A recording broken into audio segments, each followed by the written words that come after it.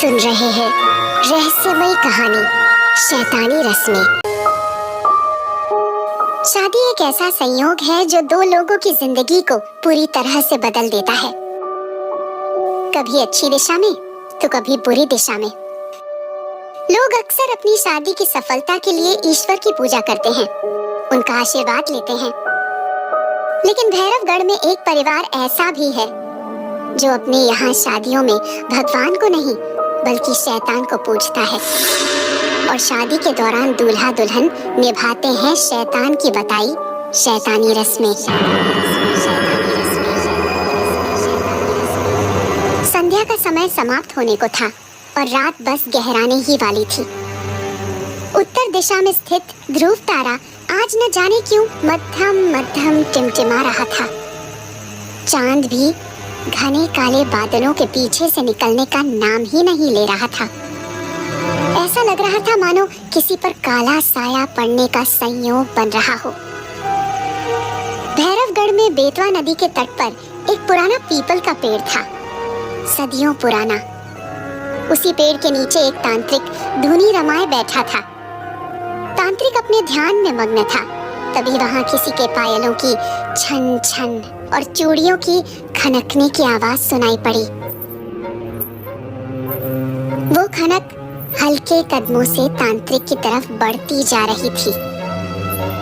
साथ ही मौसम में भी तेजी से बदलाव हो रहा था। आसमान में बादल घुमड़ आए थे और बारिश पड़ने की संभावना बढ़ती जा रही थी। एक औरत सिर से लेकर पैरों तक गहनों से लदी हुई और सर पर बड़ा सा घूंघट लिए तांत्रिक के सामने आई और जमीन पर पैर मोड़कर बैठ गई। उसने सहमी आवाज में कहा, महाराज आंखें खोलिए, मुझे आपसे कुछ काम है। तांत्रिक ने धीमे से अपनी आंखें खोली और औरत की तरफ देखा। औरत दबी आवाज में बोली, खबर आई है कि वो शादी करने वाला है, क्या ये शादी सब ठीक कर देगी? तांत्रिक ने एक बार फिर अपनी आंखें बंद कर ली और ध्यान लगाया। कुछ देर में उसके माथे पर चिंता की लकीरें उभर आईं। उसने आंखें खोली और कहा, वो दोनों एक दूसरे के लिए उपयुक्त हैं, लेकिन वो औरत चौंकती हुई बोली, लेकिन क्या बाबा? तांत्रिक गंभीरता से बोला, लेकिन उन दोनों की शादी की जो भी रस्में होंगी वो वैदिक विधि से नहीं बल्कि शैतानी विधि से संपूर्ण होंगी। उन्हें निभानी ही होंगी वो शैतानी रस्में। वो औरत निराश होती हुई बोली, जाने कब तक इस परिवार को ये शैतानी रस्में निभानी होंगी। आप अच्छी तरह से जानते हैं पहली बार इन रस्मों के कारण क्या हुआ था। तांत्रिक रहस्यमय स्वर में बोला, तुम्हारे इस सवाल का उत्तर न हमारे पास तब था और न आज है। बस इतना जरूर कहूंगा कि शैतान बलि लेगा उस घर से, एक और सुहागिन की बलि। अब तुम जा सकती हो। उस औरत ने तांत्रिक को प्रणाम किया और वापस गांव की तरफ मुड़ गई। मूसलाधार बारिश भी शुरू हो चुकी थी। वो औरत थोड़ा आगे बढ़ी ही थी, तभी उसे महसूस हुआ कि कोई उसके पीछे है। उसने मुड़ के देखा, लेकिन पीछे गहरे सन्नाटे के अलावा कुछ भी नहीं था। वो वहां से निकलने के लिए सामने घूमी तो अचानक उसे आभास हुआ कि कोई उसके सामने खड़ा है। आसमान में बिजली कड़की और उसकी चमक में उस औरत को सामने कोई दिखा। उसने तुरंत अपना घूंघट उठाकर सामने देखा तो उसके पैरों तले जमीन खिसक गई। वो औरत थर थर कांपने लगी और उसकी आंखों में खौफ उतर आया। उसके सामने एक भयानक साया खड़ा था। वो हड़बड़ाहट में तेजी से भागने की कोशिश करने लगी, लेकिन उसके पैर जहां थे वहीं जम गए। उसने बहुत कोशिश की लेकिन अपनी जगह से हिल नहीं पाई। तभी पेड़ से उल्लुओं के चिल्लाने की कर्कश ध्वनि सुनाई देने लगी। थोड़ी ही देर में वहां पर बहुत सारे सियार आकर इकट्ठे हो गए और एक साथ रोने लगे। उस औरत की आंखों में मौत नाचने लगी थी। वो काला साया धीरे धीरे अपने आकार को बढ़ाता रहा और शीघ्र ही एक भयानक शैतान में बदल गया। वो शैतान अजीब सी कर्कश आवाज में बोला, मैंने कहा था ना कि मेरे रास्ते में आने की कोशिश मत करना, लेकिन तुमने मेरी बात मानी नहीं। अब तुम्हें इसका दंड भोगना ही होगा। वो औरत हाथ जोड़ते हुए बोली, मुझे माफ कर दो मालिक, मैं दोबारा ऐसी गलती नहीं करूंगी। शैतान गुस्से में गुर्राते हुए बोला, तुम अब गलती करने लायक बचोगे ही नहीं। और ये कहकर वो शैतान उस औरत के एकदम नजदीक आया और उसने अपने लंबे नाखूनों से उस औरत का पेट चीर डाला। उस औरत की चीख बारिश की आवाज में दब कर रह गई। वो शैतान उसका खून पीते हुए बोला, अब जल्द ही मुझे उस परिवार की एक और बलि।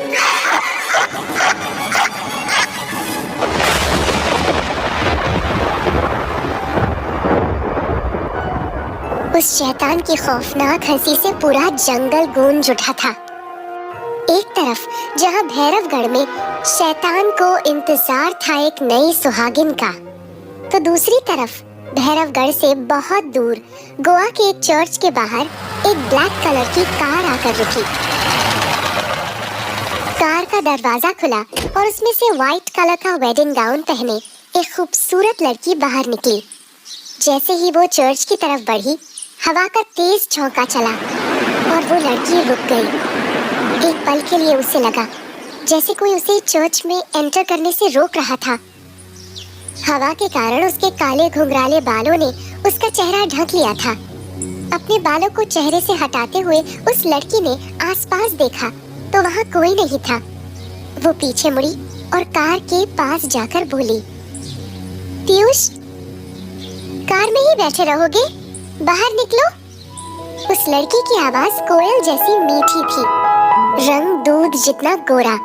उसका यौवन बसंत की पहली बयार की तरह था जो किसी को भी मोह लेती है। तभी कार की दूसरी साइड का दरवाजा खुला और उसमें से एक हैंडसम लड़का बाहर निकला।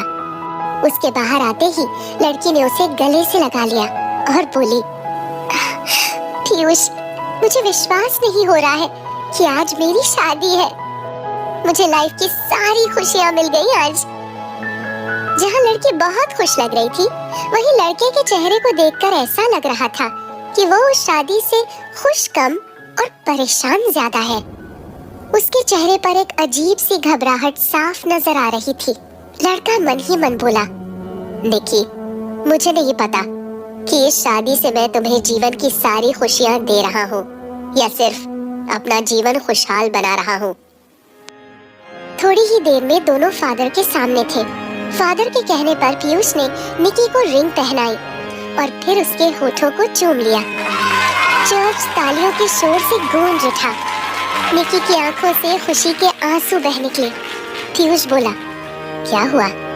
निकी पीयूष से लिपट गई और रूंधे गले से बोली, कुछ नहीं पीयूष, बस विश्वास नहीं हो रहा कि हम दोनों पति पत्नी बन चुके हैं। मैंने कभी सपने में भी नहीं सोचा था कि एक दिन मेरा भी अपना परिवार होगा। निकी की बात सुनकर पीयूष मुस्कुरा दिया, लेकिन उसके मन में काफी उथल पुथल मची हुई थी। वो मन ही मन बोला, खुश तो मैं भी बहुत हूँ तुम्हें पाकर, इसलिए तुम्हें लेकर कहीं दूर चला जाऊंगा जहाँ मेरे परिवार और अतीत की परछाई भी तुम पर ना पड़े। पीयूष 10 दिन पहले ही गोवा आया था और होटल की सर्विस मैनेजर निकी को अपना दिल दे बैठा। निकी भी पीयूष की जिंदा दिली के आगे अपना दिल हार बैठी थी, वरना एक अनाथ लड़की जिसका अब तक जीवन सिर्फ संघर्षों में बीता था, उसके लिए प्यार जैसे शब्दों के कोई मायने नहीं थे। पीयूष ने इन 10 दिनों में उसे जीवन के हर उस पहलू से रूबरू करवाया था जिनके बारे में निकी ने कभी सोचा ही नहीं था। निकी को उसका प्रिंस चार्मिंग मिल चुका था, लेकिन बहुत जल्द उसे ये समझ आने वाला था कि जिंदगी कोई परी कथा नहीं होती।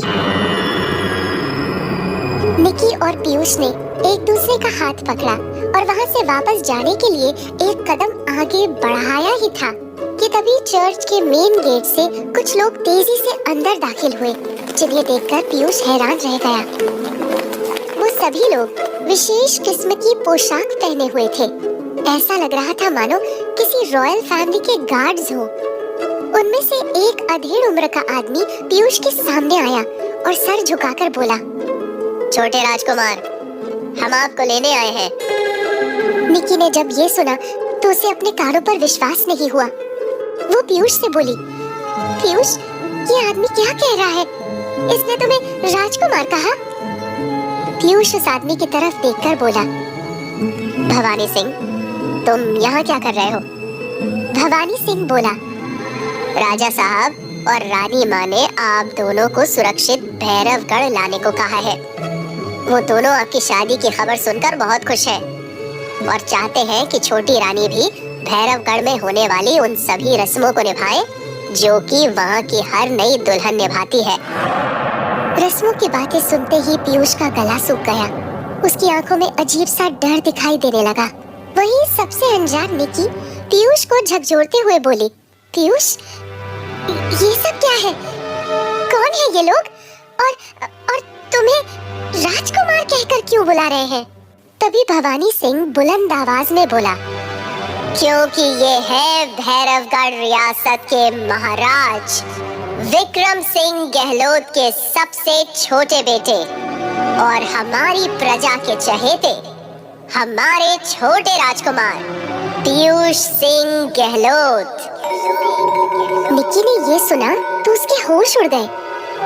उसने उत्सुकतावश पीयूष की तरफ देखा तो उसने भी सहमति में अपना सर हिला दिया। निकी हैरानी भरी आवाज में बोली, तुमने मुझसे झूठ बोला पीयूष? मैंने तुमसे कोई झूठ नहीं बोला निकी, पर तुमने मुझे अपने राजकुमार होने की बात भी तो नहीं बताई। निकी भड़कते हुए बोली, हाँ, क्योंकि मुझे डर था कि मेरी सच्चाई जानने के बाद शायद तुम मुझसे प्यार ना करो। निकी को ये सब सपना ही लग रहा था।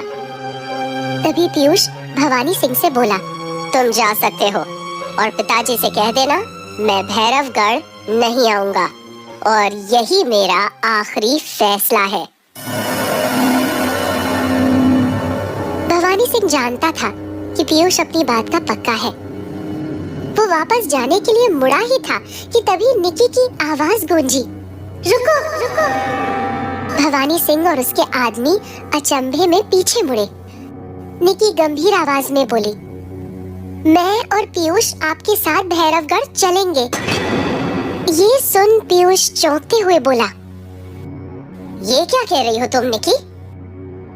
बचपन से ही मैं प्यार के लिए तरसी हूँ पीयूष, और आज जब मुझे तुम्हारे साथ साथ परिवार का प्यार भी मिलने जा रहा है तो मैं इसे खोना नहीं चाहती।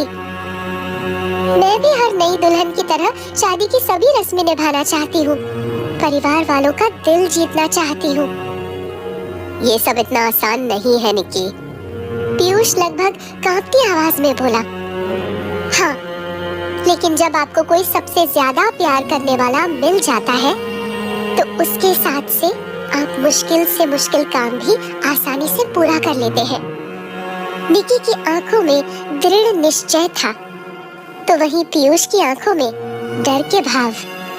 वो मन ही मन बोला, निकी, तुम नहीं जानती जिन रस्मों को तुम्हें भैरवगढ़ में निभाना पड़ेगा वो तुमसे तुम्हारा वजूद तक छीन लेंगी। जहाँ निकी के चेहरे पे संतोष और खुशी थी, वहीं पीयूष के चेहरे पे चिंता के बादल मंडरा रहे थे। और इन सबसे अलग भवानी सिंह अपने फोन पे एक मैसेज टाइप कर रहा था। वो दोनों भैरवगढ़ आ रहे हैं, आप रस्मों की तैयारी शुरू कीजिए। भवानी सिंह के चेहरे पर एक रहस्यमयी मुस्कान थी। आखिर ऐसा क्या है भैरवगढ़ में निभाई जाने वाली रस्मों में जो पीयूष निकी को भैरवगढ़ नहीं लेकर जाना चाहता? आखिर क्या है भैरवगढ़ की शैतानी रस्मों का राज? क्या निकी शैतानी रस्में निभा पाएगी? क्या होने वाला है निक्की के साथ, जानने के लिए सुनिए शैतानी रस्में, सिर्फ और सिर्फ। तो दोस्तों, आपको ये कहानी कैसी लगी हमें कमेंट कर ज़रूर बताएं। आप इसी तरह की अच्छी कहानी यहाँ सुन सकते हैं, तो बने रहिए हमारे साथ और हमें प्यार और सपोर्ट दीजिए। धन्यवाद।